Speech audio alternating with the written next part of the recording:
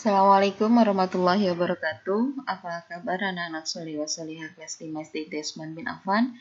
Semoga semua selalu dalam keadaan sehat walafiat dan selalu dalam lindungan Allah Subhanahu wa taala. Amin ya rabbal alamin.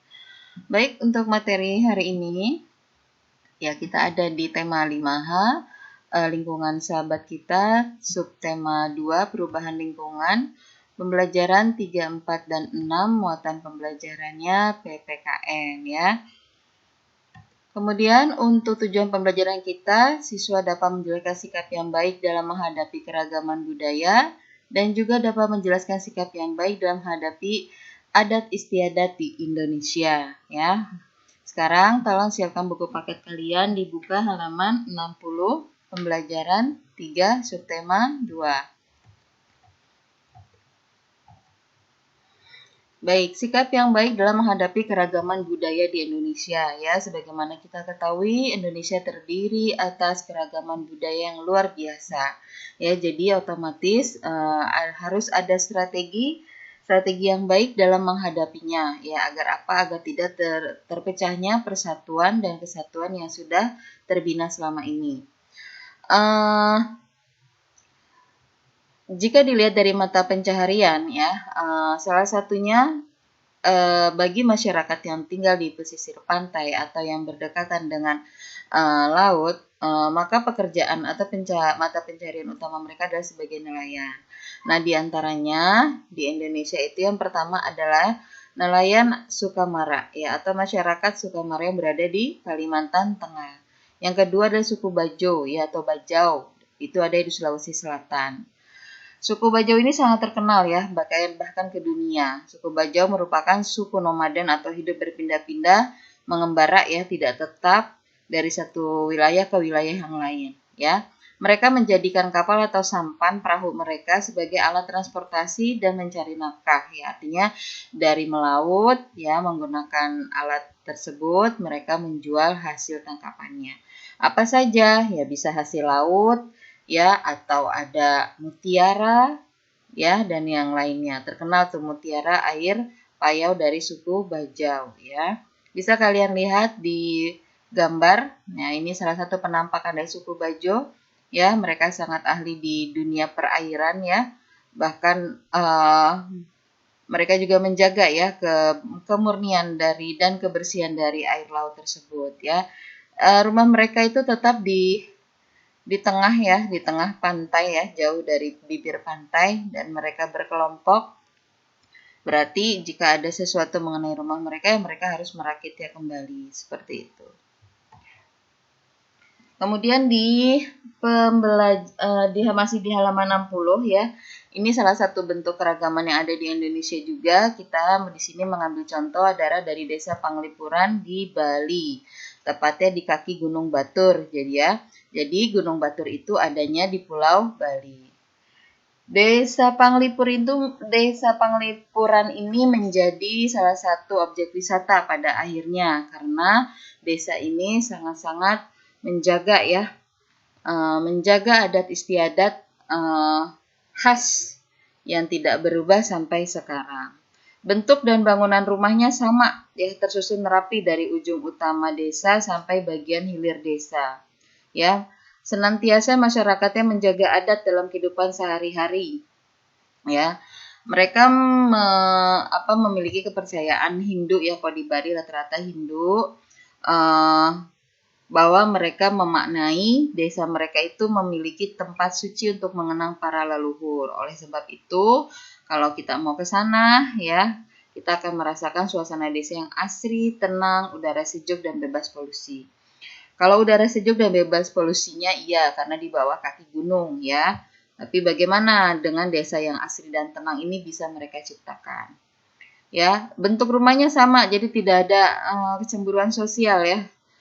Di sana tuh mempertahankan bentuk rumah salah satu adat istiadat yang masih dipertahankan hingga sekarang ya. Mereka memiliki dari rumah ke rumah itu lorong yang menghubungkan ya. Jadi ada saling terhubung rumah mereka ke rumah yang lain. Ya, lorong ini menurut mereka menjadi tanda keharmonisan kehidupan masyarakat. Nilai-nilai luhur seperti gotong royong, kebersamaan, musyawarah terus dilestarikan di warga desa Panglipuran ini, ya. Kemudian tujuannya apa ya? Untuk memupuk rasa kebersamaan dan kekeluargaan antar warga. Dan ini otomatis harus dipatuhi, ya. Apabila dilanggar maka mendapatkan sanksi berupa pengucilan. Pengucilan itu dikucilkan ya,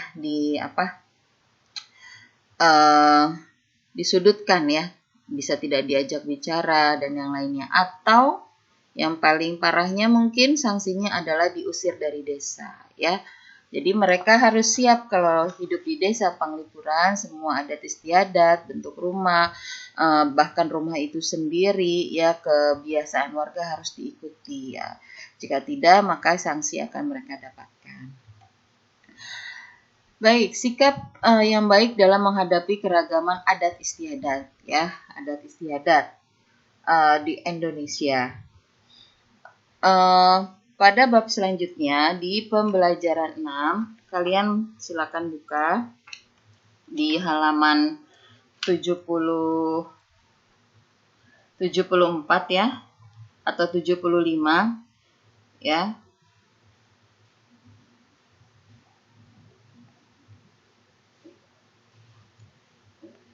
Di sini ada bentuk usaha kelompok ya, biasa disebut koperasi. Nah, koperasi mempunyai gagasan ya, gagasan koperasi untuk pembuatannya yaitu asas kekeluargaan. Sedangkan gagasan ini berasal atau berakar dari adat istiadat asli rakyat Indonesia. Nah, sekarang apa pengertian adat istiadat? Adat istiadat adalah segala perilaku budaya dan aturan yang telah ditetapkan dalam suatu masyarakat ya. Jadi sudah ditetapkan, makanya ini menjadi adat suatu masyarakat tertentu. Nah, di sini ada hal yang baru lagi ya.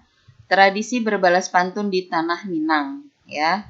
Ini namanya Batombe ya. Batombe adalah tradisi berbalas pantun yang disampaikan secara lisan. Ya. Batombe berarti berasal dari kata tombe yang memiliki arti tombak atau tiang, musyawarah dan persatuan. Ya, bagus ya. Maknanya sangat bagus. Ya, jadi Batombe itu apa? Tradisi yang memiliki tombak untuk melakukan suatu masyarakat sehingga membentuk persatuan. Ya, tombak utama ya, sehingga masyarakatnya membentuk persatuan dan kesatuan. Tradisi ini dijaga kelestariannya oleh masyarakat Nagari Abai di Sumatera Barat ya. Jadi masyarakat Nagari Abai ini yang masih melakukan tradisi Batombe ya. Batombe ini diaplikasikan dalam bentuk membangun rumah gadang dengan tujuannya apa? Untuk melindungi masyarakat Negeri Abai dari cuaca dan satwa liar. Jadi mereka beranggapan masukkan semua warganya ke dalam rumah gadang sehingga terhindar dari cuaca buruk dan satwa liar ya. Jadi dikumpulkan. Maksudnya seperti itu. Ya, ini salah satu tradisi berbalas pantun di tanah Minang. Pantun dalam tradisi Batombe diucapkan menggunakan bahasa daerah Minangkabau ya. Jadi hanya asli orang sana yang memiliki bahasa daerah yang bisa melakukan tradisi ini. Tradisi ini pun diikuti dengan penggunaan alat musik seperti rebab, gendang, dan talempong dan dimainkan dengan tempo yang cepat ya. Nah, dalam tradisi Batombe ya, yang bisa kita ambil kesimpulan atau benang merah dari nilai-nilai Pancasila yang diterapkan di masyarakat mereka adalah musyawarah dan persatuan. Kemudian ada lagi nih tari lego-lego. Ini tari adat dari Alor ya, yang bermakna kesatuan. Ini dari Nusa Tenggara Timur ya. Konsep tariannya ya memiliki pola melingkar ya, nanti di tengahnya ada kayak sejenis batu ya, kemudian mereka melakukan gaya tari dan nyanyian berbeda namun formasinya tetap sama yaitu lingkaran ya. Memiliki arti apa? Harapan yang berbeda-beda. Beberapa literatur menyatakan bahwa tarian ini sempat menjadi tarian perang, tapi sekarang digunakan untuk menyambut tamu. Indonesia memiliki 300 suku bangsa, ya otomatis dari suku bangsa memiliki adat istiadat, ya, yang jika tidak dilakukan akan dikenakan sanksi. Bagaimana sih cara menghargai adat istiadat setiap daerah? Satu, mempelajari adat istiadat yang kita kunjungi. Misalnya kita ke suatu tempat, ya kita harus tahu, paham adat istiadat yang dipegang di tempat tersebut apa. Mematuhi aturannya dan tidak melakukan hal-hal yang dilarang oleh adat tersebut, ya. Kemudian pelestarian adat istiadat di tiap daerah itu memiliki tujuan, ya. Satu, melindungi dan membina adat istiadat serta nilai sosial budaya masyarakat, menumbuhkan semangat kebersamaan dan gotong royong, dan memelihara kelestarian keseimbangan lingkungan alam. Biasanya adat istiadat suatu daerah, khususnya di Indonesia itu berhubungan dengan alam, ya, dengan kelestarian, dengan dengan lingkungan yang berada di sekitar mereka, ya, konsep lingkungan yang ada di sekitar mereka. Jadi pelestarian ini pasti ada hubungannya dengan keseimbangan lingkungan alam, ya. Dan caranya bagaimana untuk melestarikannya? Ya, pertama ya misal ya menggunakan pakaian adat pada acara-acara tertentu, ya. Biasanya di acara pernikahan, baik kedua keluarga biasanya menggunakan pakaian adat yang akhirnya mencerminkan suatu suku tertentu, ya. Terus yang kedua, melakukan upacara adat sesuai aturan. Ya, ini banyak ya di tanah Jawa, tanah Sumatera, ya, tanah Kalimantan dalam melakukan prosesi pernikahan banyak adat-adat istiadat yang mereka lakukan sesuai aturannya. Silakan diisi. Ini ada latihan. Ibu sudah siapkan nomor dan nama daerahnya, sedangkan kalian silakan cari kegiatan adat istiadatnya, ya, seperti di koran, majalah, internet. Ingat, dalam menggunakan internet harus dengan pendampingan orang tua.